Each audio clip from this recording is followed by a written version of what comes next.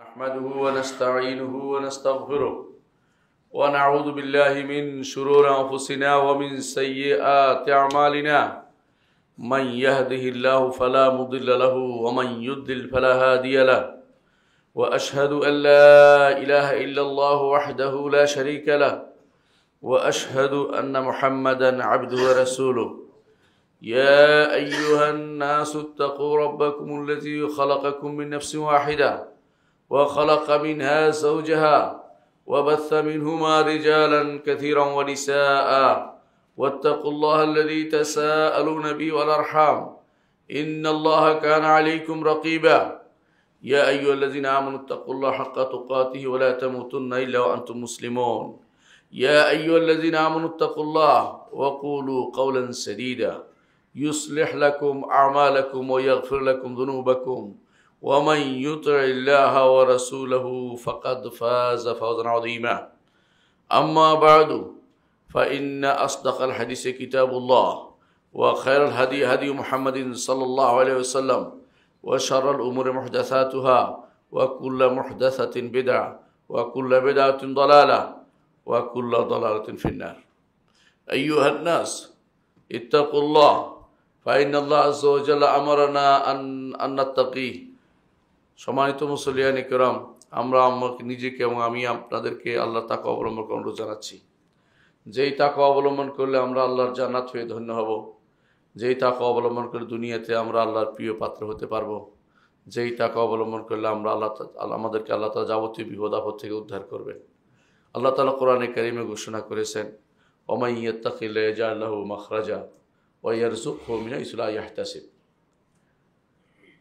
সম্মানিত মুসলিয়ান ইকরাম, আজকে আমরা একটি বিষয় নিয়ে আলোচনা করব, যে বিষয়টি নিয়ে সাবধান করা অনেক নফল নামাজ থেকে উত্তম। ইমাম আহমদ ইবনে হাম্বল রাহিমাহুল্লাহ তিনি বলেছেন যে বেদাতীদেরকে রদ করা অনেক নফল নামাজ পড়া থেকে উত্তম। বরং বেদাতীদের রদ করা এটা ফরজ কাজ।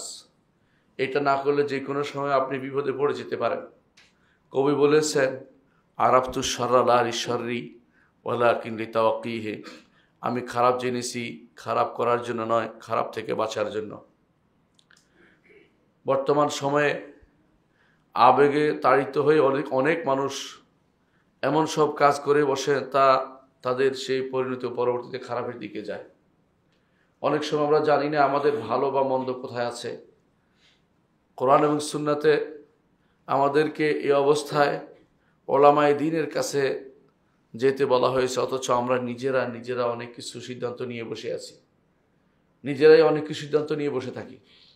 এই জন্য আমাদেরকে জানতে হবে আমাদের শত্রু কারা, আমাদের মিত্র কারা।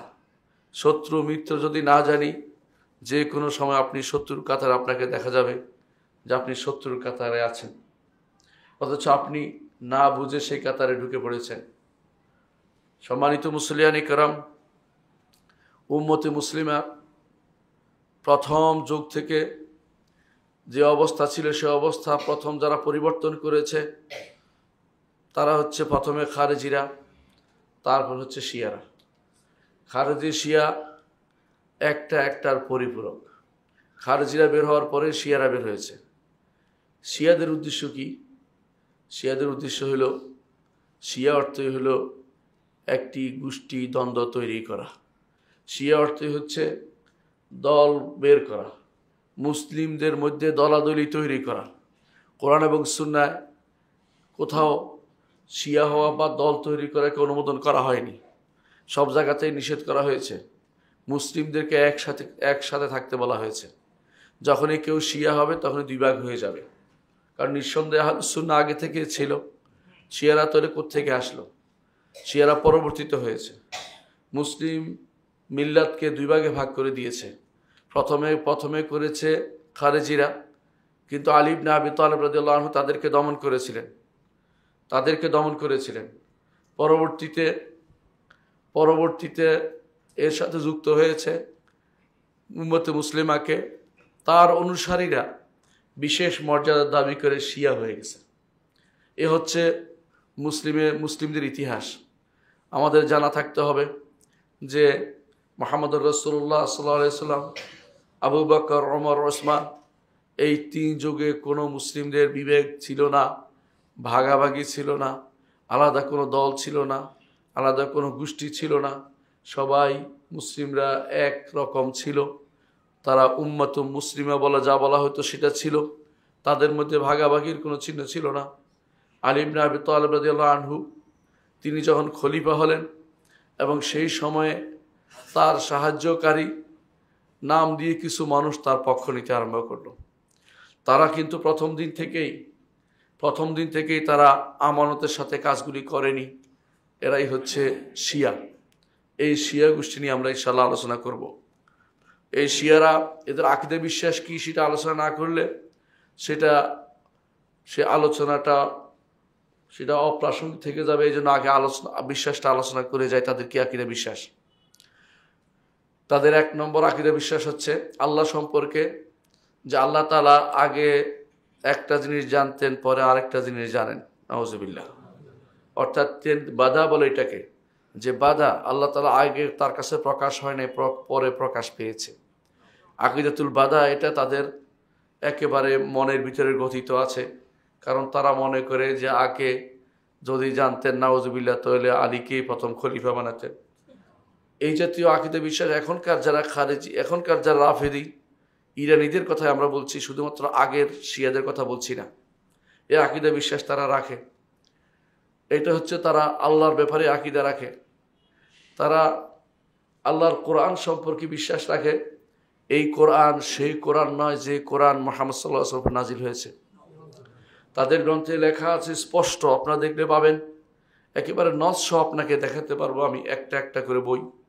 তার বিশাল গ্রন্থ লিখেছে, এত বড় গ্রন্থ লিখেছে, নাম দিয়েছে ফসল খিতাব ফি তাহরিফে রব্বে কিতাব রব্বিল আরবাব। আল্লাহ তাআলার কিতাব যে তাহরিফ বিকৃত হয়ে গেছে এর উপরে সে বই লিখছে। নাউজুবিল্লাহ। আমাদের কোরআনকে তারা মুহাম্মদুর রাসূলুল্লাহ সাল্লাল্লাহু আলাইহি ওয়াসাল্লাম নাজিল করা কোরআন মনে করে না। তাদের কাছে মুসহাফে ফাতেমা আছে আলাদা, নাম বানিয়েছে মুসহাফে ফাতেমা। নাউজুবিল্লাহ। অথচ মুসহাফে ফাতেমা বলতে কোনো কোরআন নেই, কোনো মুসহাফ নেই। যেই মুসহাফ সাহাবায়ে কেরামের উপর দিয়ে এসেছে, তাদের হাত দিয়ে এসেছে, লেখা হয়েছে, রাসূল লিখিয়ে নিয়েছেন, সেটাই আমাদের কাছে আসে। এতে কোনো বিকৃতির কোনো সম্ভাবনা নেই। আল্লাহ তাআলার হেফাজতের দায়িত্ব নিয়েছেন। তিনি বলেছেন, ইন্না নাহনু নাযালনা যিকরা ওয়া ইন্না লাহু লাহাফিজুন। এই জিকির আমরা নাজিল করেছি, জিকির হেফাজতে আমাদের দায়িত্ব আমরা নিয়েছি। আল্লাহ তাআলা দায়িত্ব নিয়েছেন, এই জন্য তিনি এটাকে হেফাজত করেছেন। এই জন্য তাদের এই দাবি সম্পূর্ণ মিথ্যা। দ্বিতীয়, তারা মুহাম্মদুর রাসূলুল্লাহ সাল্লাল্লাহু আলাইহি ওয়াসাল্লাম তার হাদিসকে একটাও মানে না। একটা হাদিস যেটা আমাদের কিতাবসমূহ আছে, বুখারী, মুসলিম, আবু দাউদ, তিরমিজি, নাসাই, ইবনে মাজাহ সহ যে সমস্ত আমাদের হাদিসের কিতাব আছে, একটা হাদিসও তারা মানে না। কেন মানে না? আমাদের হাদিসগুলো সাহাবায়ে কেরামের দিয়া বর্ণিত হয়েছে, আর তারা সাহাবায়ে কেরামকে কাফের বলে। নাউজুবিল্লাহ। হাতে গোনা 3-4 জন ছাড়া সর্বোচ্চ কেউ 10 জনের কথা বলে, এর বাইরে সবাইকে তারা কাফের বলে। এই জাতীয় লোকদেরকে আপনি বন্ধু আপনার বানাচ্ছেন, আমার কিছু বলার নেই। কাকে আপনি আপনার পথ প্রদর্শক বানাচ্ছেন আপনি দেখে নেবেন। ওমা ইয়াজআলুল গুরাবা লাহু দালিলান ইয়াদুল্লুহু আলা জিয়াফিল কিলাবি। কেউ যদি কাককে তার পথ প্রদর্শক বানায়, কাক তাকে অবশ্যই ময়লার বাগানে নিয়ে যাবে, কোনো সন্দেহ নেই।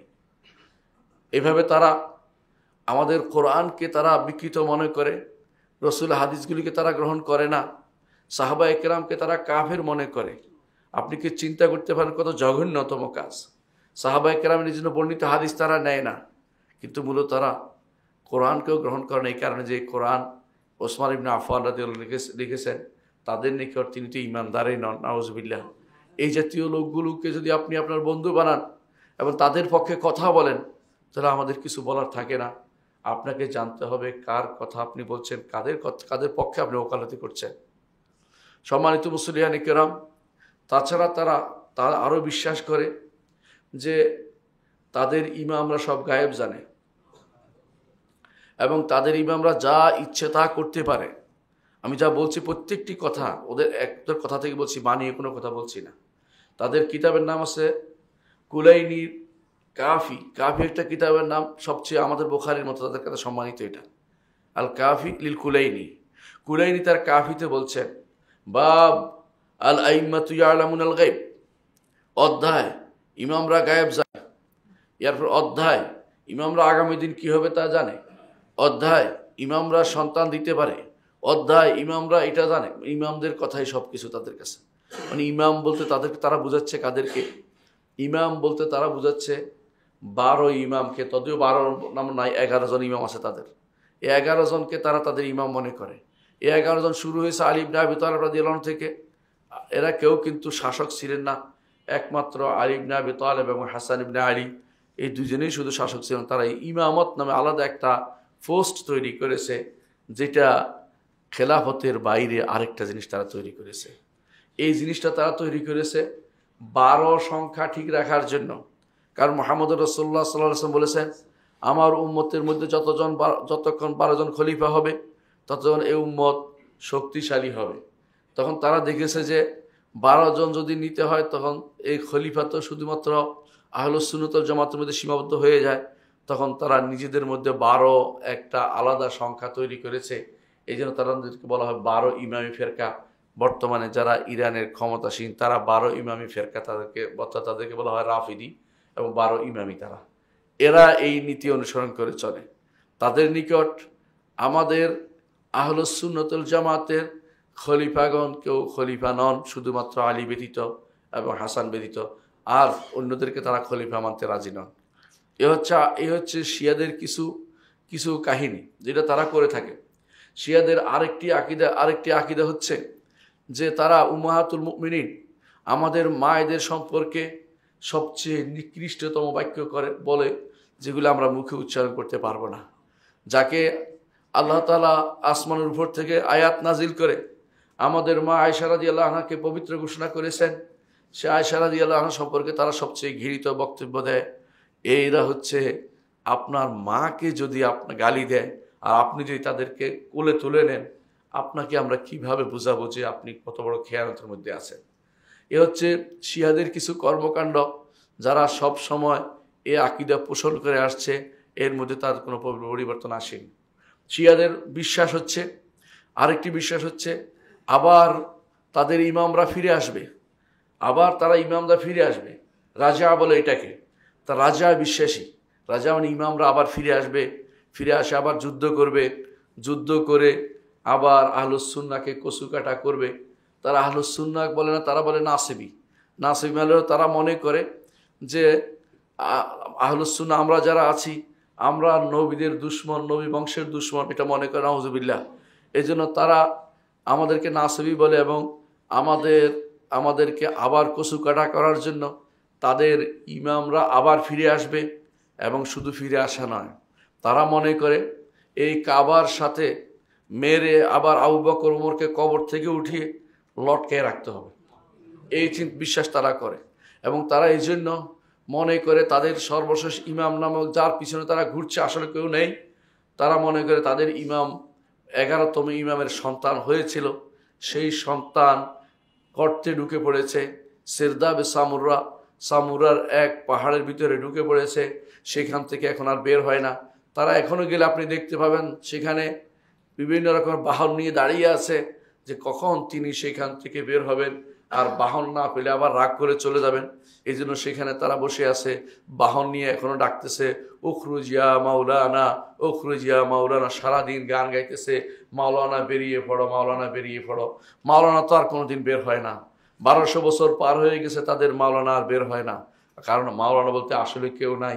এই বিশ্বাস এখনো প্রত্যেকটি শিয়া করে। এই জন্য আপনি খুমাইনি ইমামুদ্দলালা, পথভ্রষ্ট ইমাম খুমাইনিকে দেখবেন, তার বইয়ের মধ্যে যখনই মাহাদির কথা আসছে তখনই লিখে রাখছে আজ। এরপর আজ অর্থ হলো আজ্জালাল্লাহু খুরুজা, আল্লাহ তার বের হওয়া তাড়াতাড়ি করুক, আল্লাহ তার বের হওয়া ত্বরান্বিত করুক, এটা তার বইয়ের মধ্যে লেখা থাকে। আপনি তার বইটিটা পাবেন। এখন যে কেউ বলে যে আমাদের অনেক ভাই ধোঁকাগ্রস্ত হয়ে আছে, তারা বলে যে এই সমস্ত আকীদা তো আগে ছিল, এখন এই লোকেরা করে না, তো এই লোকেরা এটা বিশ্বাস করে প্রচার করে দিক, এখন থেকে আমরা আকীদা প্রচার করি না। এটা ডাহা মিথ্যা কথা, কখনো সেটা নয়। একই আকীদা আগে যারা রাখতো এখনও সেটাই রাখে, নাহলে তো শিয়া থাকতো না, সুন্নি হয়ে যেত। এই আকীদা তারা পোষণ করে এবং নিজেদেরকে শিয়া 100% ঠিক রেখে তারা দাওয়াত দিতে যায়, শিয়াইজমের দাওয়াত দেয়। এদেশে মোস্তফা ইউনিভার্সিটি করে, এদেশে আলেমদেরকে দাওয়াত দেয়, কিছু একটা হাদিয়া দেয়, আলেমরা সঙ্গে সঙ্গে গলে যায়, এদেশের মানুষদেরকে দাওয়াত দেয়, সাংবাদিককে দাওয়াত দেয়। এদেশের আশ্চর্য বিষয় হচ্ছে এখনো অনেক সাংবাদিকরা শিয়াইজমে আক্রান্ত এবং তাদের কথাই শুধুমাত্র লেখে, কারণ তাদেরকে তারা বিভিন্নভাবে দাওয়াত দিয়ে, বিভিন্ন পুশ করে, বিভিন্ন রকমের সংবাদ দিয়ে তাদেরকে ধোঁকাগ্রস্ত করে। তাদের আকীদার মধ্যে এই জন্য আরেকটা আকীদা হচ্ছে সেটা হচ্ছে যে তাকিয়া নীতি।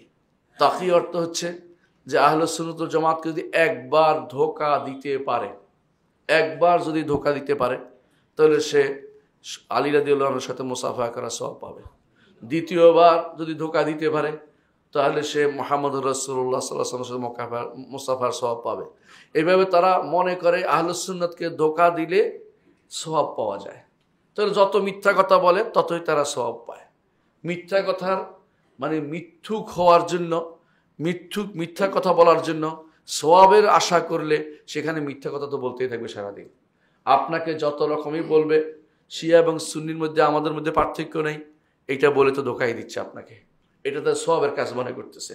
আপনি এটাকে ধোঁকা হিসেবে না নিয়ে আপনি মনে করছেন সত্য বলেছে, তাহলে আপনাকে ধোঁকাবাজকে যে ব্যক্তি সত্যায়ন করে তাকে তার সম্পর্কে কিছু বলার আমার নেই। যুগে যুগে দেখবেন শিয়ারা কিভাবে মানুষকে ধোঁকা দিয়েছে, কিভাবে তার মানুষদের ধোঁকা দিয়েছে, এটা বলতে যাই আপনি আশ্চর্য হবেন। শুধু এটাই বলছি এখন যে শিয়ারা তাকিয়া নীতি অবলম্বন করার কারণে প্রত্যেকটি কথা যত আহলে সুন্নাতকে বলে সেখানে তারা শুধু ধোঁকার চিন্তাই করে, কিভাবে তাকে ধোঁকা দেওয়া যায়, কিভাবে সে ধোঁকা দিয়ে তাকে ইমানটা হরণ করা যায়, এই চিন্তায় তারা বসে থাকে। যুগে যুগে তারা বিভিন্ন জায়গাতে ধোঁকা দিয়েছে। আমরা কয়েকটাই দৃষ্টান্ত শুধু দেব। এক নম্বর হচ্ছে আলী ইবনে আবি তালেব রাদিয়াল্লাহু আনহু যখন মুআবিয়া রাদিয়াল্লাহু আনহুর বিরুদ্ধে যুদ্ধ করছিলেন, তখন তারা দাঁড়িয়ে গিয়ে বলছিল যে যেহেতু তিনি কোরআনকে চাচ্ছে যে কোরআন দিয়ে বিচার করবে, সুতরাং আমরা আর যুদ্ধ করব না। তারা যুদ্ধ না করার সিদ্ধান্ত নিল, অর্থাৎ আলী ইবনে আবি তালেব রাদিয়াল্লাহু আনহুর পক্ষ হয়েও যুদ্ধ করতে গিয়েও যুদ্ধ করতে রাজি হয় নাই, তাকেও সেইভাবে তারা ধোঁকা দিয়েছে। এই হচ্ছে শিয়া সম্প্রদায়। তারপর দ্বিতীয়বার তারা ধোঁকা দিয়েছে হাসান ইবনে আলীকে। হাসান ইবনে আলী রাদিয়াল্লাহু আনহু যখন তিনি খলিফা হলেন আলী ইবনে আবি তালেব রাদিয়াল্লাহু আনহুর মৃত্যুর পরে, তখন তারা তাকে সহযোগিতার সম্পূর্ণ কথা ব্যক্ত করলো যে আমরা তাকে সহযোগিতা করব, আমরা তাকে সাহায্য করব। কিন্তু দেখা গেল তারা তাকে সাহায্য করেনি, বরং এমন তাকে কিছু প্রশ্ন করলো, যখন তিনি প্রশ্নগুলোর উত্তর ভিন্ন রকম দিলেন যেগুলি তাদের মনোভূত হয় নাই, তারা তার সমস্ত মালামাল লুট করে নিয়ে গেল।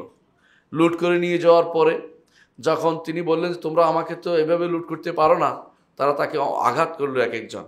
তখন তিনি বুঝলেন যে এরা আসলে ফিতনাবাজ, এদের সাথে থাকা যাবে না। তখন তিনি মুআবিয়া রাদিয়াল্লাহু আনহুর সাথে তখন মীমাংসায় গেলেন যে ঠিক আছে আপনি খেলাফত পরিচালনা করুন। তারপর তার হাতে খেলাফত দিয়ে দিলেন। এটা তিনি কেন করলেন? কারণ শিয়ারা খেয়ানত করেছে, শিয়ারা তার দলের লোকেরাই তার সাথে খেয়ানত করেছে। এই জন্য খেয়ানত এদের ঐতিহাসিক চরিত্র হচ্ছে তারা খেয়ানত করে। দ্বিতীয় খেয়ানত তারা করেছে হুসাইন ইবনে আলী রাদিয়াল্লাহু আনহু, ইমাম হুসাইন রাদিয়াল্লাহু আনহু। এই মাসে ওনারা জানেন যে এই মাসে তিনি মারা গেছেন। এই মাসে যাকে শহীদ করে দেওয়া হয়েছে আপনারা জানেন। তো তিনি হুসাইন ইবনে আলী রাদিয়াল্লাহু আনহু তিনি তো মদিনায় ছিলেন। মদিনাতে তারা চিঠির পর চিঠি লিখলো যে আপনি আসেন, আপনাকে আমরা সাহায্য করব।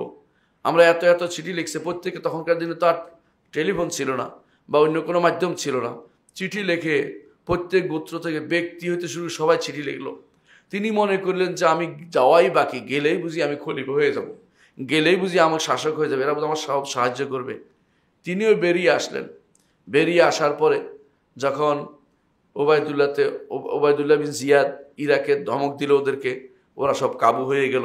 ওরা আবার তার বিরুদ্ধে দাঁড়িয়ে গেল। তাকে সাহায্য করতে তারা আসেনি।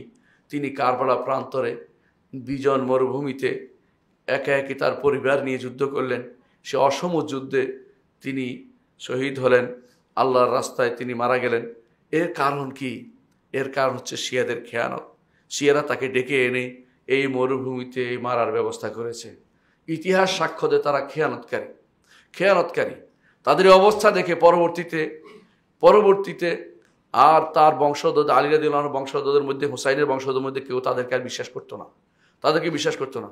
কিন্তু তারা তার চারপাশে ঘুরঘুর করতো, কারণ তারা ভালো করে জানতো যে যদি উম্মতে মুসলিমার ফিতনা তৈরি করতেই হয় তাহলে রসুলের বংশের মহব্বত দেখাতে হবে, রসুলের মহব্বত ভালোবাসার, রসুলের বংশের প্রতি ভালোবাসা দেখাতে হবে, তার পিছে তার আশেপাশে গুরু করতে হবে, এবং মিথ্যা কথা তারা বানাতো।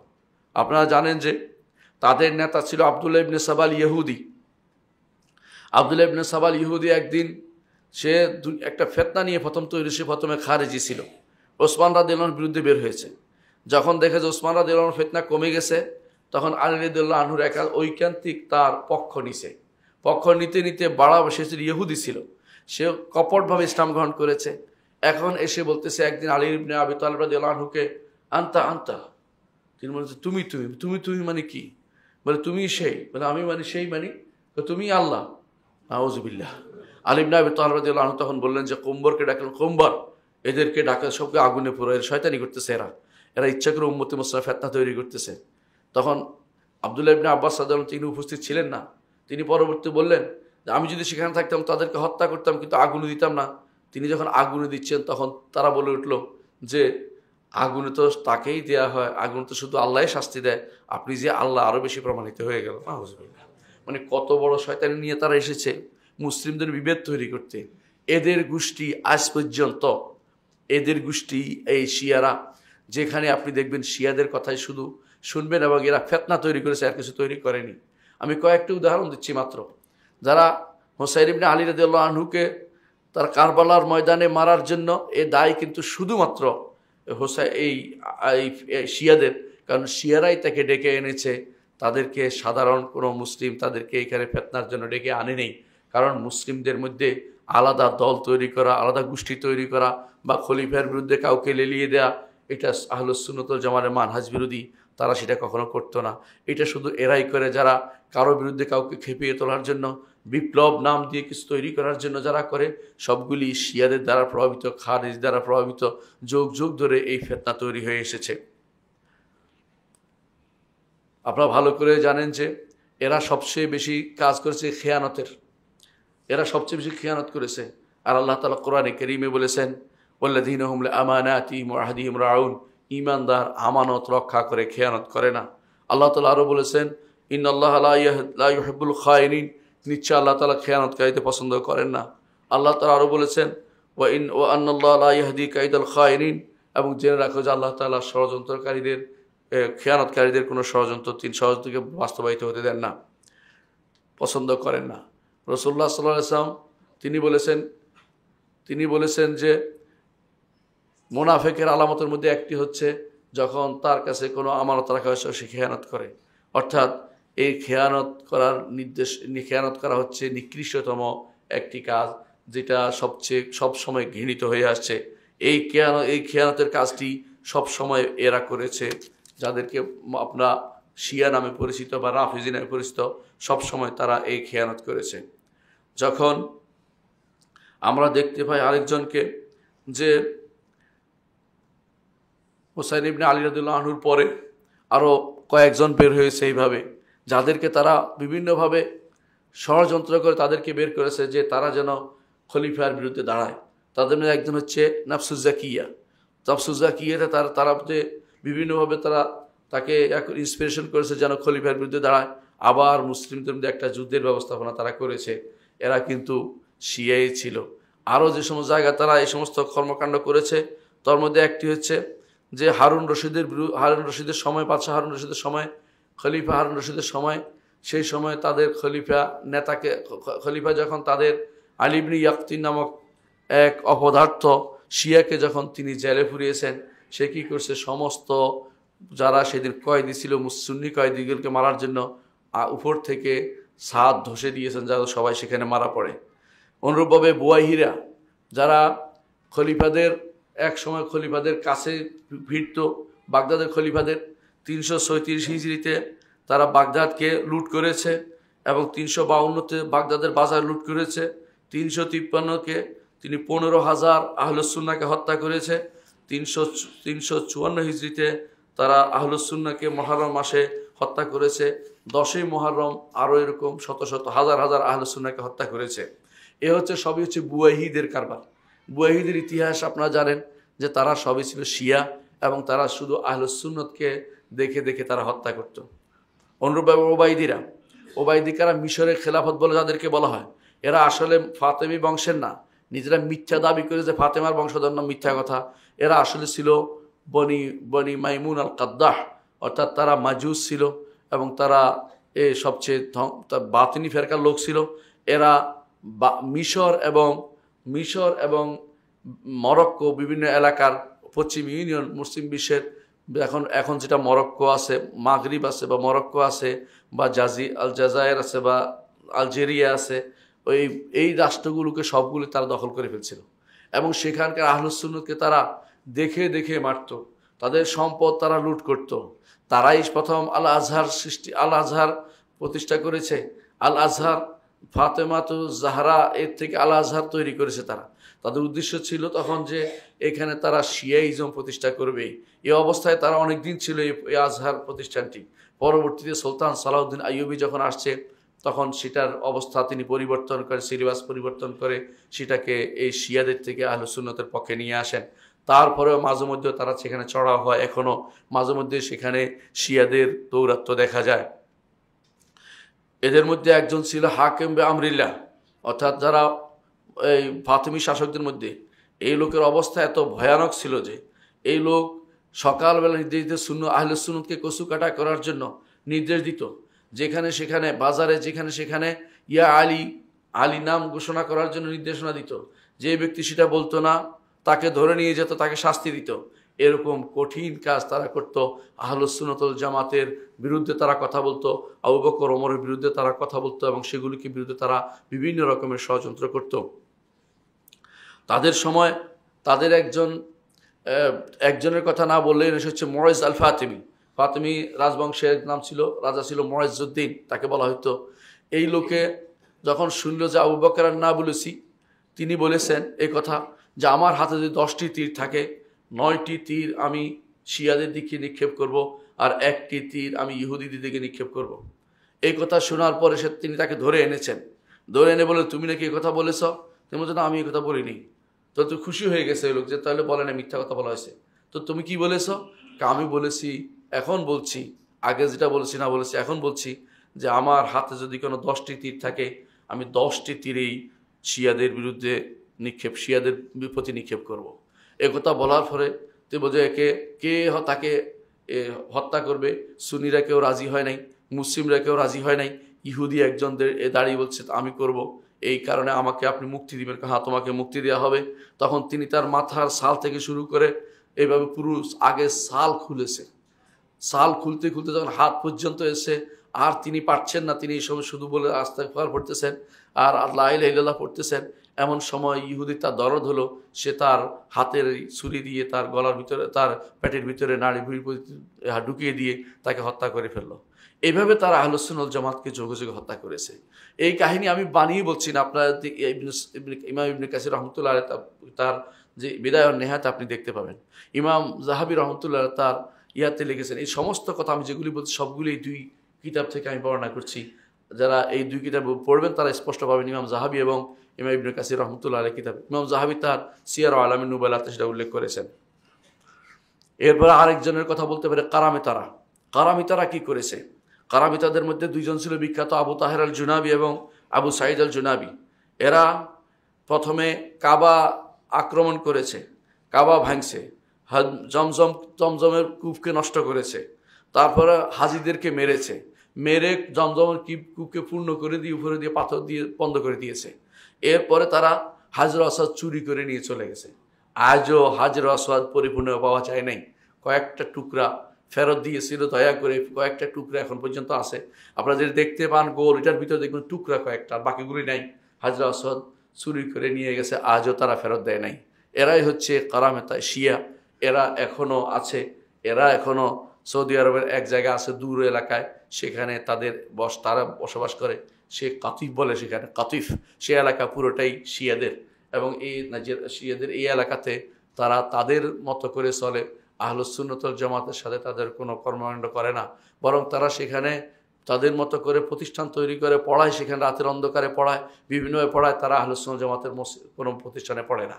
এ হচ্ছে তাদের খেয়ানতের কিছু নমুনা, যা অনেক আগে হয়েছিল। এরপরে আপনারা জানেন পরবর্তীতে অনেক আলোচনা, আমি লম্বা করছি, শুধু আলোচনা করে যাচ্ছি, কিছু খেয়ানতের উদাহরণ দিচ্ছি। ইবনুল ওয়াজির আলকামি, ইবনুল আলকামি বলা হয় ওকে, বাগদাদের খলিফা মুস্তাসিম বিল্লাহ, তিনি মনে করলেন যে হালাকু খান এগিয়ে আসছে, আর ইবনুল আলকামি খুব বুদ্ধিমান, এর কোনো একটা দায়িত্ব দেওয়া যেতে পারে। তিনি তাকে প্রধানমন্ত্রীর দায়িত্ব দিলেন, প্রধানমন্ত্রী বানালেন। এই লোক কী করলো, হোলাকু খানের কাছে বাগদাদ বিক্রি করে দিল, কারণ বাগদাদের মানুষ তো আহলুস সুন্নাহ, এই জন্য সে বিক্রি করে দিল। এমনকি সে খলিফাতুল মুসলিমিনকে পর্যন্ত বিক্রি করে দিল। যে সেখানে নিয়ে গেল খলিফাতুল মুসলিম, বলে আপনি তো সরাসরি গেলে অসুবিধা হবে, সরাসরি গেলে আপনাকে পথে মেরে ফেলবে, আপনি বস্তার ভিতরে ঢুকুন, আপনাকে বস্তার ভিতর দিয়ে আমি টেনে নিয়ে যাব, মুখ খোলা রাখবো, ওখানে গেলে আমি হঠাৎ করে হোলাকুর সামনে আপনাকে দাঁড় করা দেব। এইভাবে সে তাকে বস্তার ভিতরে ঢুকিয়ে তার কাছে নিয়ে যায়। সেখানে গিয়ে তাকে যখন খোলা হলো, তিনি বলে আবার বস্তায় প্রবেশ করাও, তিনি হোলাকু তখন তাকে পা দিয়ে পিষে মেরে ফেলছে। খলিফাতুল মুসলিমিনকে এভাবে ধ্বংস করেছে। সেদিন তাকে ধ্বংস করার পরে হোলাকু বাগদাদ সম্পূর্ণরূপে তার বাহিনীর জন্য, হালাকু খান তার বাহিনীর জন্য উন্মুক্ত করে দিল। সেই দিন ইমাম ইবনে কাসির রহমতুল্লাহ আলাইহি বলেন, সেই দিন 1,00,000 বা 18,000, 1,18,000 লোক মেরে ফেলল, যে 1,18,000 লোককে মেরেছে। তারপর অন্য বর্ণনায় আসছে না 2 লাখ লোককে মেরেছিল ওই দিন। এমনকি বাগদাদের যে সমস্ত জ্ঞান গরিমার লাইব্রেরি ছিল সেগুলি ধ্বংস করেছে, সেগুলিকে নদীতে ফেলে দিয়েছে। নদীর পানির সেদিন রং পরিবর্তন হয়ে গেছে, কারণ আপনারা জানেন তখনকার লেখা হতো কলমের কালি দিয়ে। এই জন্য যখনই নদীতে সেই বইগুলি ফেলে দেওয়া হয়েছে, তখন নদীর পানি সম্পূর্ণ পরিবর্তন হয়ে গেছে। বহুদিন পর্যন্ত যখন তারা শুনতে পেল যে বাগদাদের নিচে কিছু মানুষ মারা বাকি রয়ে গেছে, হোলাকু খান তখন বাঁধ ভেঙে দিল নদীর। সেই বাঁধ ভেঙে দেওয়ার কারণে সমস্ত পানি এসে সেই ভিতরে সব কিছু সব যে যার ভিতরে লুকিয়েছিল মাটির নিচে, তাদেরকে সবগুলিকে হত্যা করে ফেললো। এর অর্থ হলো বাগদাদকে পরিপূর্ণ তছনছ করে দিয়েছে।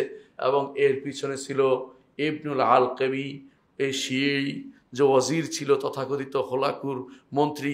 ইবনে তাইমিয়া রহমতুল্লাহ আলাইহির জন্য তাকে বলেন, সে তো আসলে খলিফার ওজির ছিল না, সে তো ওজিরুল হোলাকুর ওজির হিসেবে কাজ করেছে, খলিফার মন্ত্রিত্ব নিয়ে কাজ করে নাই, হোলাকুর ওজির নিয়ে কাজ করেছে। অনুরূপভাবে এটা তো শুধু বাগদাদে হয়েছে। যখন এরপরে তারা হোলাকু যখন সে শামে সিরিয়াতে ঢুকতে চেষ্টা করলো, সেখানেও তার জন্য আরেক চমক অপেক্ষা করছে। শিয়ারা তখন তার জন্য তারা তাদের নগরের দরজা খুলে দিল, আর সেখানেও সে শত শত হাজার হাজার লোককে সে হত্যা করলো। এভাবে হলব যখন ছিল, আলেপ্পো, সেখানে যখন ঢুকলো, সেখানেও তারা হত্যার কর্মকাণ্ড পরিচালনা করেছে।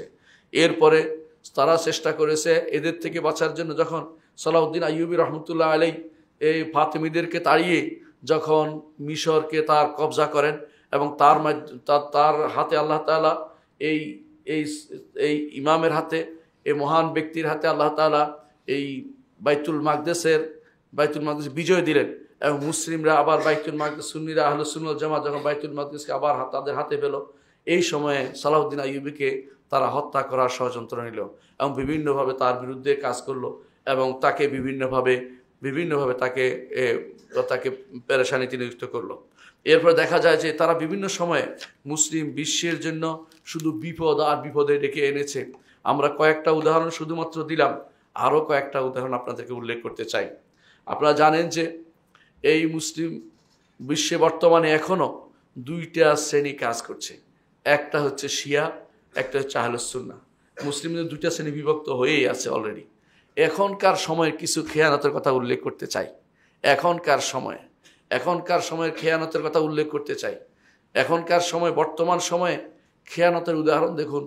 ইরাক একটি সুন্নি রাষ্ট্র ছিল, অথচ ইরাককে দখল করে শিয়া রাষ্ট্র বানিয়ে দেওয়া হলো। এখন শিয়া রাষ্ট্র ইরাক একটা রাষ্ট্র দখল করে ফেলছে, আর আপনার গায়ে কোনো সামান্যতম আছর লাগে না। আপনি খুব মজায় আছেন যে এখন ইরাককে শিয়া রাষ্ট্র বানিয়ে দিয়েছে। কি হয়েছে আপনাকে কিভাবে আমি বুঝাবো? আপনি যদি আকীদা বুঝতেন, তাহলে আপনি বুঝতেন যে আপনাকে তারা শেষ করে দিয়েছে। শুধু তাই নয়, একে বলা বাগদাদে যারা ঢুকেছে ইরান থেকে, ইরানে যে গার্ড ছিল, রেভলিউশন গার্ড, তারা ঢুকেছে, ঢুকার পর সেখানে সুন্নিদেরকে শুধু দেখে দেখে হত্যা করেছে, সুন্নিদেরকে দেখে হত্যা করেছে। যাদের নাম আবু বকর, ওমর, ওসমান আছে তাদের কাউকে জীবিত রাখেনি, এবং যাদের পরিবারের মধ্যে কেউ যদি থাকে তো পরিবারকে পর্যন্ত তারা মেরে ফেলেছে।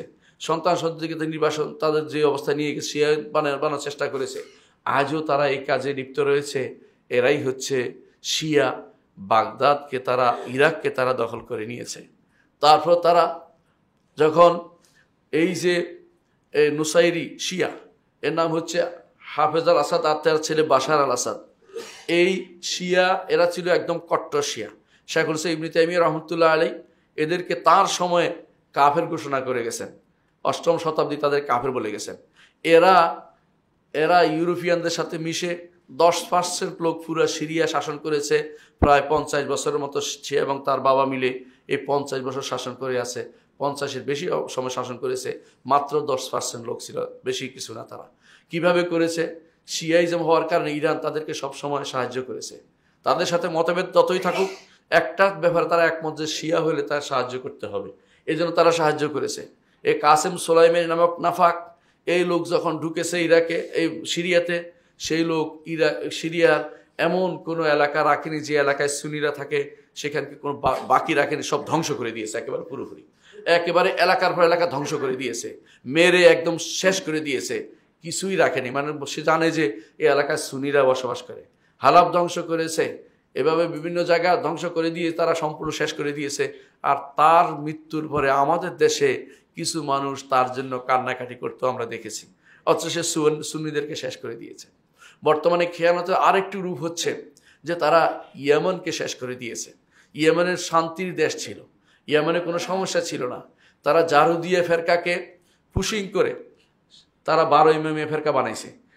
জারুদিয়া ছিল জায়দিয়ার একটা অংশ, জায়দিয়া ছিল কিছুটা কাছাকাছি আহলে সুন্নাত জামাতের, যদিও আকীদাগত কথা অনেক দূরে। কাছাকাছি মানে তারা কোনো অনেকটা মারামারি করতো না, হানাহানি করতো না, এরকম অবস্থায় ছিল। কিন্তু তারা তাদেরকে দীক্ষিত করেছে, দীক্ষিত করে নিয়েছে, রাফেজি শিয়াতে বানিয়ে নিয়েছে, নিয়ে তখন শাসকের বিরুদ্ধে তাদেরকে লাগিয়ে দিয়েছে। আর ইয়েমেনকে পুরাটাকে যুদ্ধের জায়গা বানিয়ে ফেলেছে। কারণ তাদের দেশে তো হচ্ছে না, মারা গেলে সুন্নি মারা যাবে, সমস্যা কি? তারা সেটা করেছে। এইভাবে তারা বিভিন্ন দেশে যত রকমের ষড়যন্ত্র আছে সব করেছে। লেবাননের কথা চিন্তা করুন, লেবাননে তারা কি করেছে? আমি নিজে গিয়ে দেখেছি, ওই এলাকায় প্রবেশ করা যায় না, শিয়াদের এলাকায় প্রবেশ করা প্রায় নিষিদ্ধ হয়ে গেছে। তারা যেন তাদের এলাকা ভাগ করে ফেলেছে, একটা দেশকে এলাকা ভাগ করে ফেলেছে। সেখানে তাদের আলাদা যে সমস্ত চ্যানেল আছে, সেই চ্যানেলগুলোতে দিন রাত 24 ঘন্টা আমাদের মা আয়েশা রাদিয়াল্লাহু আনহার বিরুদ্ধে কুৎসা রটনা করে, এবং এদের চ্যানেলগুলোতে সাহাবা একরামের বিরুদ্ধে কুৎসা রটনা হয়। এদের চ্যানেলগুলোতে আহলে সুন্নাত জামাতের ইমামদের বিরুদ্ধে কুৎসা রটনা করা হয়। সেগুলি তারা চালিয়ে গেছে। এই হচ্ছে লেবাননকে তারা কিভাবে নষ্ট করেছে। তারপর তারা চেষ্টা করলো, তারা বাহরাইনকে ধরতে চেষ্টা করলো। তো তখন সৌদি সরকার দেখলো যে এত বড় সমস্যা, তখন তার সেনাবাহিনী পাঠিয়ে দিল বাহরাইনকে রক্ষার জন্য। এই জন্য সেখানে তারা আর এগোতে পারে নাই। তারা তখন কুয়েতের দিকে হাত দিল, যে কুয়েতের জন্য হাত দেওয়া যায় কিনা। কুয়েত সরকার সাবধান হয়ে গেল, তারা সেখানে আর কিছু করতে পারেনি। এভাবে তারা চেষ্টা করলো যে আশেপাশে যত রাষ্ট্র আছে সবগুলিকে বৃহত্তর শিয়াইজম তৈরি করবে। এর আগেও তারা বিভিন্ন রকমের খেয়ানত করেছে। এই খেয়ানতগুলি যদি কোনো আপনারা ভুলে যান, আপনারা যদি কোনো প্রতারিত হন, তাহলে আপনাদেরকে কিভাবে কে আপনাদেরকে বুঝাতে পারবে আপনার শত্রুকে, আপনার মিত্রকে? এটা আপনার কিভাবে বোঝানো যাবে? শিয়ারা কোনোদিন এই উম্মতে মুসলিমার জন্য ভালো কিছু করেনি। আপনি ভালো করে জানেন যে এরা রাষ্ট্রগুলি দখল করেছে কি জন্য? যে সুন্নিদেরকে মেরে সেখানে শিয়াইজম প্রতিষ্ঠা করবে, এই জন্য। আর কোনো উদ্দেশ্য নেই তাদের, কোথাও সে উদ্দেশ্য নেই। পাক ভারতেও তারা সেটা করেছিল। কিভাবে করেছে আপনারা জানেন? সম্রাট হুমায়ুন যখন হেরে গিয়েছিল, তখন পালিয়ে গিয়েছিল ইরানে পালিয়ে যাওয়ার পরে, ইতিহাস আপনারা জানা দরকার, ইরানে পালিয়ে যাওয়ার পরে সেখানে চুক্তি করে এসেছে যে আমার বাহিনী নিয়ে তুমি আবার যদি রাজ্য দখল করো, তাহলে আমার বাহিনীকে বিভিন্ন জায়গাতে কর্মে খাটাতে হবে। এই জন্য সে যখন ঢুকেছে আবার হুমায়ুন, তার ছেলে বা আকবর আসলো, তারপরে সবাই যখন ক্ষমতায় আসলো, তারা কি করলো? শিয়াইজমের কাজ প্রতিষ্ঠা করলো সব জায়গাতে শিয়াদেরকে দায়িত্ব দিল। আমাদের বাংলাদেশেও তারা শিয়াদেরকে দায়িত্ব দিয়েছে। বাংলাদেশের প্রথম যারা এসেছিল, মীর জুমলা বলেন, শায়েস্তা খান বলেন বা মুর্শিদ কুলি খান বলেন, এগুলি সবগুলি শিয়া ছিল। এবং তাদের দ্বারা এই পুরা জনগোষ্ঠী, সুন্নি জনগোষ্ঠী তাদের দ্বারা শাসিত হতো। চিন্তা করে দেখেছেন, একটা বিশাল জনগোষ্ঠীকে শিয়া শাসন করেছে। এবং সেটা নয় শুধু, বাগদাদে, দিল্লিতে ক্ষমতাসীন ছিলেন আকবরের, তার সন্তান ছিল জাহাঙ্গীর। জাহাঙ্গীর ক্ষমতায় এসে বিয়ে করেছে নূরজাহানকে। নূরজাহান শিয়া ছিল। নূরজাহানের ভাতুষপুত্রী, যার জন্য তাজমহল তৈরি করেছে, শিয়া ছিল। এর শাহজাহানের ছেলেদের মধ্যে 3 জন শিয়া ছিল, দারা শেকু, মুরাদ এবং সুজা, যেটা বাংলা শাসন করেছে সুজা, শিয়া ছিল। এরা বাংলা শাসন করেছে। একমাত্র আওরঙ্গজেব, তিনি সুন্নি ছিলেন, এই জন্য পরবর্তীতে সেখানে আর তার প্রচার প্রসার পায়নি। বাংলার জমিনে যাদের নিয়ে আপনাদের অনেক কথা, এই যে আলীবর্দী খান শিয়া ছিল এবং তার বংশের লোকগুলি শিয়াই ছিল। এরাই শুধুমাত্র এই ষড়যন্ত্র করেছে, সুন্নি মুসলিমদেরকে বিপদে ফেলেছে। এরপরে দেখেন, আপনাদের দেশে যারা পশ্চিম পাকিস্তান থেকে এসে শাসন করেছে, এগুলি সব শিয়া ছিল। টিক্কা খান শিয়া, এবং তার আগে যে ছিল তারাও শিয়া ছিল। এগুলি, এই যে মোহাম্মদ আলী জিন্নাহ, বড় মারাত্মক রকমের শিয়া ছিল। এ শিয়া ছিল, এবং তার বোন ফাতেমা জিন্নাহও শিয়া ছিল, যেটা যেন আপনার ভোট দেওয়ার জন্য কান্নাকাটি করেছেন। অনেকে তার পক্ষও নিয়েছে দুর্ভাগ্যবশত। জুলফিকার আলী ভুট্টো শিয়া ছিল। এগুলি সব শিয়া, এবং কি এরা এদেশের মানুষের প্রতি সামান্যতম দরদ অনুভব করতো না। রাতের অন্ধকারে এদেশের মানুষকে যে ব্যক্তি মেরেছে, সেই ব্যক্তিও শিয়া ছিল। অর্থাৎ ইয়াহিয়া খান, এটা শিয়া ছিল। এরা এই জন্য মুসলিমদের প্রতি কোনো দরদ কোনো অনুভব করে না, সুন্নিদের প্রতি। এরা তাদের এই সাইতারা, যেটাকে বলে যে তাদের প্রভাব বিস্তার, তাদের মুসলিমদের জায়গা দখল, এরা তাদের সব সময় ষড়যন্ত্রের অন্তর্ভুক্ত ছিল। আপনাদের শত্রুকে চিনতে হবে। আজও তারা চাচ্ছে, তারা কোনোদিনই সুন্নিদের বিরুদ্ধে কোনোদিন তারা কোনোদিন কাফেরদের বিরুদ্ধে যুদ্ধ করবে না। আচ্ছা, তারা কেন শিয়া, তারা কেন ক্ষতি করেছে আপনি কি জানেন?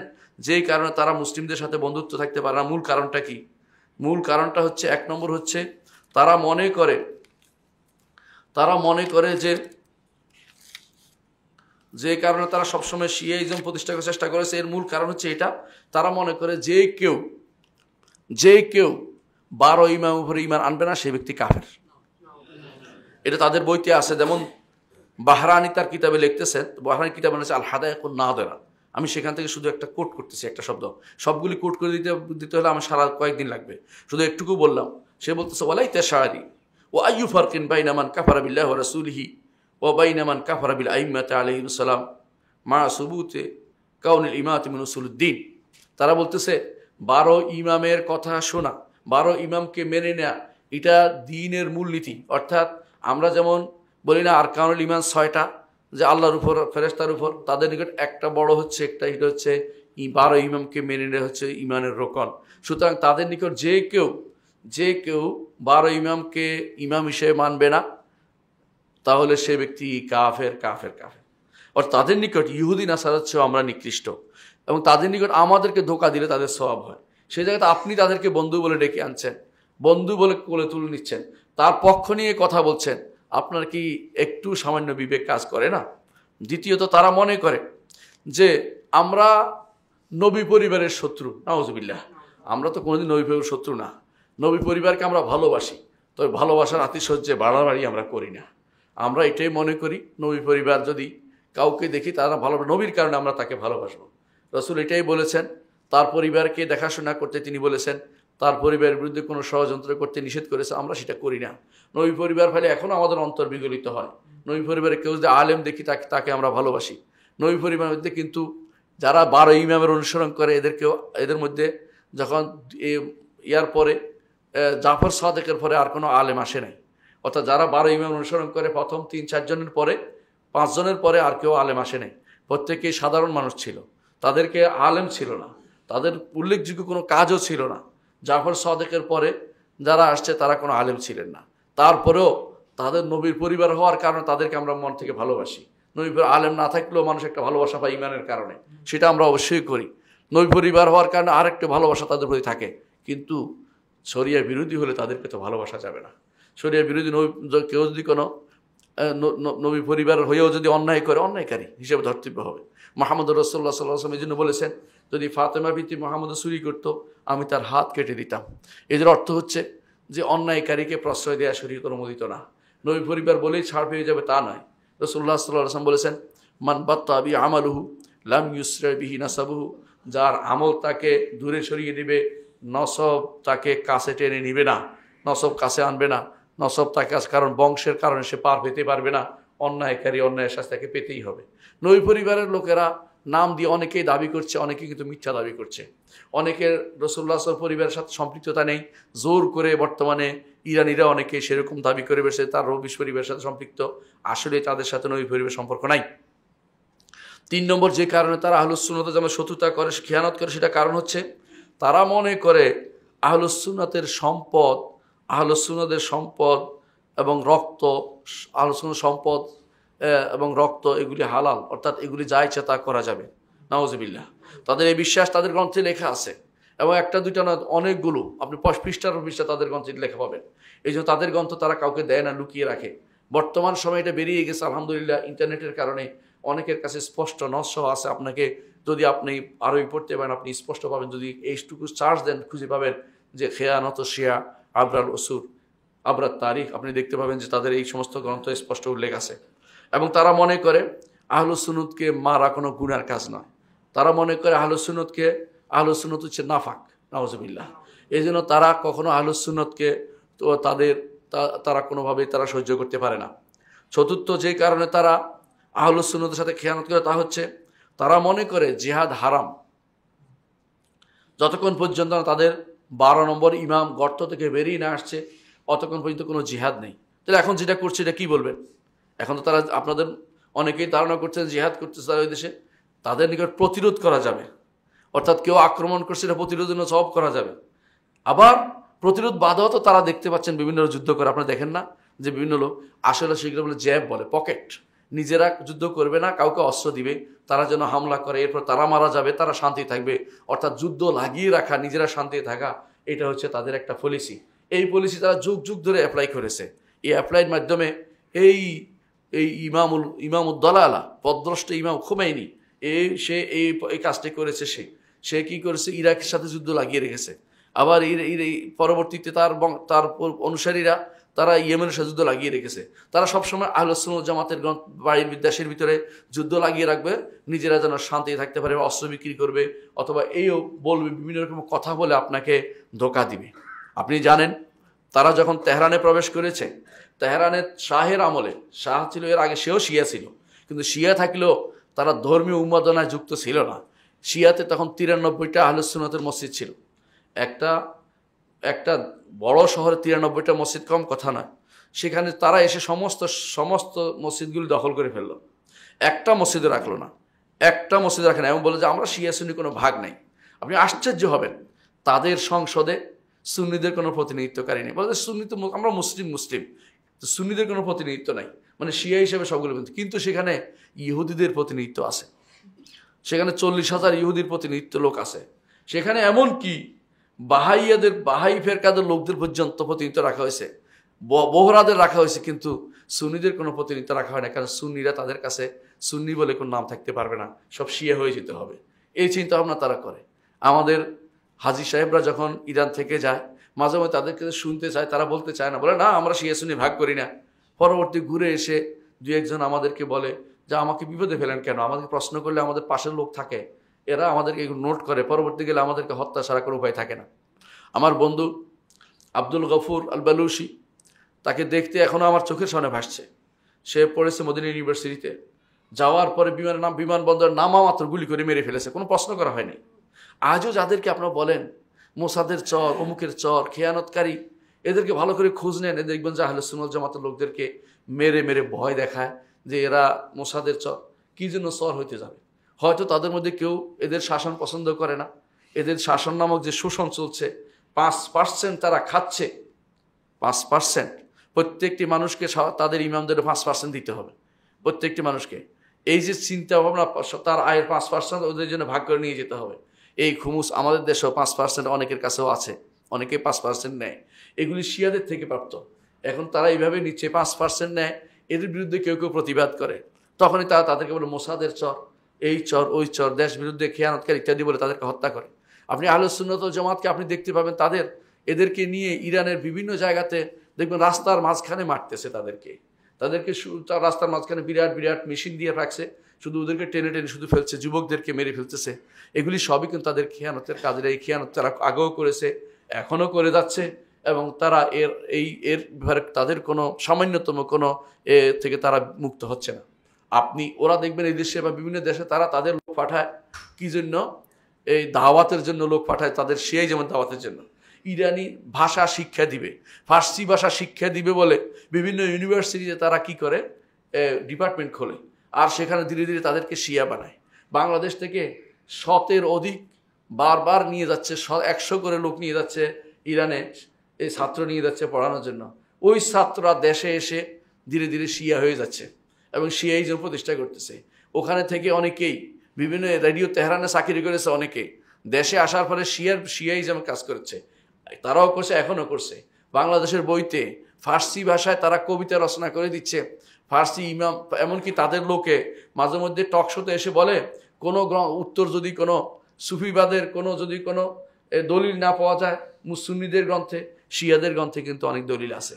আমি আশ্চর্য হয়েছি এবং পরে দেখেছি এই লোক তো রেডিও তেহরানে চাকরি করেছে, সেখান থেকে সেটা নিয়ে এসে আমার দেশে সেটা চালু করতে চেয়েছে। এরা কোনো দিনেই সঠিক পথে আর ফিরে আসতে, আল্লাহ যদি না সঠিক ফিরে আসতে পারবে না, কারণ তারা প্রভাবিত হয়ে গেছে শিয়াইজম দ্বারা। এই শিয়াইজম তার প্রতিষ্ঠা করার জন্য তারা সব কিছু করে। আপনি যদি কোনো আবু বকর নাম হয় আপনাকে তারা বিষও দিবে না, আপনার যদি ওমর নাম হয় আপনাকে তারা বিষও দিবে না। পুরো ইরান খুঁজে আবু বকর ওমর কিছু পাবেন না, আবু বকর ওমর ওসমান নাই, সব মেরে ফেলেছে। মানে এই নাম রাখা যাবে না, কারণ এটা হচ্ছে তাদের কাছে ঘৃণিত নাম। আপনি আশ্চর্য হবেন, তাদের বাথরুমে টাইলসের মধ্যে আবু বকর ওমর লিখে রাখে, ওসমান লিখে রাখে। আপনি একটা দুইটা ছবি না, আপনি দেখবেন হাজার হাজার ছবি বের করে পাবেন বর্তমানে, কারণ বর্তমানে ইয়ার যুগ, এটা বেরিয়ে গেছে, মানুষ কেউ না কেউ বের করে দিয়েছে, আপনি সেটা দেখতে পাবেন। এদের মধ্যে কেউ গরু একটা নিয়ে আসে, আর নাম দেয় আবু বকর, একটা নাম ওমর নাম দেয়, এটা পিটে মারে, উদ্দেশ্য হচ্ছে আবু বকর ওমরকে মারতেছে। আরে গরুর কি দোষ? এটা তো একটা প্রাণী, অবলা প্রাণী, তারে কেন মারতেছ? ওমরকে কেন নাম দিয়ে কেন তুমি ছাগল মারতেছ? এরপর আয়েশা রাদিয়াল্লাহু নামে একটা কিছু করে তাদেরকে মারা, এবং তাদেরকে এই কথা আপনি এখন দেখবেন ফেসবুকে ভর্তি, যে ছোট বাচ্চাদেরকে শিখাচ্ছে, তারা বিভিন্ন মাহারাজান করে, বিভিন্ন রকম অনুষ্ঠান করে, অনুষ্ঠানের মধ্যে বাচ্চাদের শিক্ষা দেয় কিভাবে গালি দিতে হবে, যে আয়েশা ফিন্না নাউজুবিল্লাহ, আয়েশা জাহান্নামে যাবে, অমুক বিষয়ের কথাবার্তা তারা বলতে, এগুলো ছোট বাচ্চাদের শিক্ষা দেয়, এবং এইটাই তাদের কাছে বড় বড় সাকাফা বলে। এটা তাদের হচ্ছে, এটার উপর তারা টিকে আছে। আপনি তাদেরকে বন্ধু বানাচ্ছেন, আপনি মনে করছেন যে তারা ভালো কাজ করেছে। আপনি কি একটু চিন্তা করেন না, তারা আমাদের গাজা কিন্তু ধ্বংস করে দিয়েছে। গাজা ধ্বংসের মূল কারণ কি? আপনি যদি বলেন যে ধীরে ধীরে মরত, আমরা যুদ্ধ করে মরেছে, এই জাতীয় আবেগে কথা বলবেন না দয়া করে। ধীরে ধীরে সবাই মরে, কেউ কি যুদ্ধ করে অসম যুদ্ধে মরতে চায়? যেখানে এত হাজার হাজার ট্যাঙ্কের বিরুদ্ধে আমি ক্লাসিনকোপ দিয়ে 2 জন মাইরা দৌড়ে দিছি, এরপরে আমার নারী পুরুষ সবাইকে মেরে ফেলেছে। কত হাজার লোক মেরেছে, কত লাখ লোক মেরেছে গাজাতে, আপনি কি জানেন? গাজাতে কি আর মানুষ আছে? তা আপনি এর কারণটা সূত্রপাত কে করে দিয়েছে? আপনি কয়েকজন যুবকের হাতে অস্ত্র তুলে দিয়েছেন, অথবা কয়েকজন যুবককে আপনি ইন্সপিরেশন করেছেন যাতে করে মানাবাড়ি করে অমুককে 10 জনকে মেরে আসো। এরা 12 জন মেরেছে, 120 জন, 1,20,000-কে মেরে ফেলেছে। 12 জন 1,20,000 সমান হলো? শরীয়তে জানতে হয় কখন যুদ্ধ করতে হয়, কখন যুদ্ধ করতে হয় না, এটাও তো জানা দরকার। যুদ্ধ কখনো ধৈর্য ধারণ করতে হয়, অবস্থা বুঝে, অবস্থা আল্লাহ শক্তিশালী করে তখন যুদ্ধ করতে হয়। আপনি অসম যুদ্ধ তৈরি করে দিয়ে গাজার মানুষদেরকে হত্যার যে কাজটা করেছেন, এটা তো সুন্নি মরেছে, ওরা তো শিয়া মরে নাই। শিয়া হলে তারা যুদ্ধ করতে দিত না, আপনারা ভালো করে জানেন। সুন্নি হওয়ার কারণে এদেরকে যুদ্ধে লাগিয়ে দিয়েছে, আর সবসময় জিহাদের প্রেরণা তাদের মধ্যে তুলে দিয়েছেন। কিন্তু জিহাদ তো সবসময় করতে হয় না, কখনো কখনো জিহাদের জন্য ধৈর্য ধারণ করতে, অপেক্ষা করতে হয়, আল্লাহ পরিবেশ তৈরি করে না দেওয়া পর্যন্ত। কিন্তু যে কাজ তারা করেছে, এই কাজ তো সুন্নিদেরকে ধ্বংস করার পথ তারা রচনা করেছে।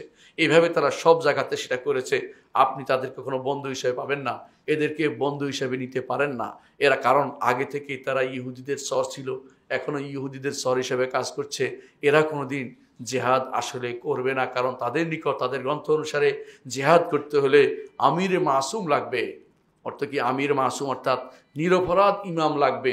নিরপরাধ ইমাম তো একমাত্র যিনি তাদের মতে গর্তে ঢুকে গেছে, সে তো বের হয় নাই, কিভাবে যুদ্ধ করবে? এই জন্য যুদ্ধ করে না, শুধু প্রতিরোধ করে, আক্রমণ করলে প্রতিরোধ করে, অথবা কাউকে লাগিয়ে দেয়, তোমরা যুদ্ধ করো, আমরা তোমাদের পিছিয়ে আছি। এই হচ্ছে তাদের ষড়যন্ত্র সব।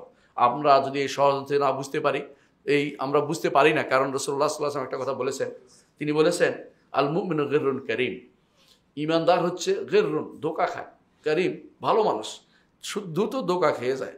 ওয়াল মুনাফিক খাব্বুন লাঈম, এবং মুনাফিক হচ্ছে, ফাসিক হচ্ছে খাব্বুন, ধোঁকাবাজ, লাঈম নিকৃষ্ট, এরা মানুষকে ধোঁকায় দেরি করে, যে কোনো পদই ধোঁকা দেয়। ইমানদার চিন্তা করে আখিরাতে যে আমি একদম মানুষকে কেন ধোঁকা দেবো, কেন আমি ক্ষতিগ্রস্ত করবো। এরা হচ্ছে এই মুনাফিক টাইপের লোক, এরা বেশিরভাগই মুনাফিক, অধিকাংশই তারা কাফের। কারণ যারা, আপনারা জানেন যে মুশরিক হওয়ার জন্য যে সমস্ত আকীদা পোষণ করলে মুশরিক হয়, বর্তমান রাফেজিরা সবগুলি সে আকীদা পোষণ করে, তাহলে তারা কাফের মুশরিক হয়ে গেলে আপনি তাদের বিরুদ্ধে আরেক গোষ্ঠীকে প্রাধান্য দেওয়ার কোনো মানে হয় না। দুটাই, ইহুদি নাসারা যেমন শয়তান, যারা যেন আল্লাহর দুশমন, এই রাফেজিরাও আল্লাহর দুশমন, উভয়কে দুশমন হিসাবে গ্রহণ করুন। সুতরাং এই বিষয়টা আমাদের প্রত্যেকের জানা উচিত। আকুলু কাউলি হাযা ওয়া আস্তাগফিরুল্লাহ লি ওয়া লাকুম ওয়া লিসাইরিল মুসলিমিন ফাস্তাগফিরু ইন্নাহু হুয়াল গফুরুর রাহিম। ইন্নাল হামদালিল্লাহ নাহমাদুহু ওয়া নাস্তাঈনুহু ওয়া নাস্তাগফিরুহু ওয়া নাউযু বিল্লাহি মিন শুরুরি আনফুসিনা ওয়া মিন সাইয়্যাতি আমালিনা মান ইয়াহদিহিল্লাহু ফালা মুদিল্লা লাহু ওয়া মান ইউদ্লিল ফালা হাদিয়া লাহু ওয়া আশহাদু আল লা ইলাহা ইল্লাল্লাহ ওয়াহদাহু লা শারীকা লাহু ওয়া আশহাদু আন্না মুহাম্মাদান আবদুহু ওয়া রাসূলুহু। আম্মা বা'দ। সম্মানিত মুসলিয়ান ইকরাম, মুসলিমদের যে সমস্ত ছোট ছোট এরকম ফেরকা তৈরি হয়েছে, এগুলির ব্যাপারে সাবধান করতে হবে, তেমনি ওই বড় ফেরকার বিরুদ্ধে আমাদেরকে সাবধান করে যেতে হবে। এই সাবধান করাটা ঈমানের একটা অংশ। এই সাবধান না করলে আপনি কোনোদিন আকীদা ও মানহাজে বিশুদ্ধ হবেন না। আর যতক্ষণ পর্যন্ত আকীদা ও মানহাজে বিশুদ্ধ হবেন না, আপনি ফিতনাতেই পড়ে থাকবেন। এই জন্য আমাদেরকে এদের বিরুদ্ধে সাবধান করে যেতে হবে। কোনোভাবেই এর বিকল্প নেই। যারা মনে করে, এখন অনেকেই মনে করছে যে আমরা যদি কথা না বলি ধীরে ধীরে এরা ভালো হয়ে যাবে, কথা কিন্তু ঠিক নয়। বরং ধীরে ধীরে আপনার লোকরা শিয়া হবে, আপনার লোকরা শিয়া হয়ে যাবে, আপনি আহলে সুন্নাত জামাত ঠকে যাবেন। কারণ আপনাকে তারা ধোঁকা দিচ্ছে, আপনার সন্তানদেরকে ধোঁকা দিচ্ছে, ভবিষ্যৎ প্রজন্মকে ধোঁকা দিচ্ছে। এই জন্য ধোঁকাবাজদেরকে থেকে সাবধান আপনাকে করতেই হবে। এটা ঈমান রক্ষার তাগিদে, এবং এটা হচ্ছে একটা বড় জিহাদ, যেই জিহাদটা সর্বসাধারণের জন্য উন্মুক্ত, আলেমদের জন্য উন্মুক্ত। যেই জিহাদ অস্ত্রের, সেই জিহাদের সরকার লাগে, কিন্তু আমরা এই কাজটি করতে পারি, মানুষদেরকে ব্যাপারে সাবধান করতে পারি। সুতরাং মানুষদেরকে অবশ্যই সাবধান করে যাবেন। সুতরাং এই বিষয়গুলো আমাদের দায়িত্বের ভিতরে অন্তর্ভুক্ত হিসেবে করে নেবেন। আল্লাহ আমাদের বোঝার তৌফিক দান করুন। আলা ওয়া সাল্লু আলা সাইয়্যিদিল বাশারিয়া মুহাম্মাদিন আবদুল্লাহ কামা আমারা আল্লাহু আযজা ওয়া জাল্লা ফি কিতাবিহি ওয়া সান্না বিমালাইকাতিল মুসাব্বিহাতিল কুদসি।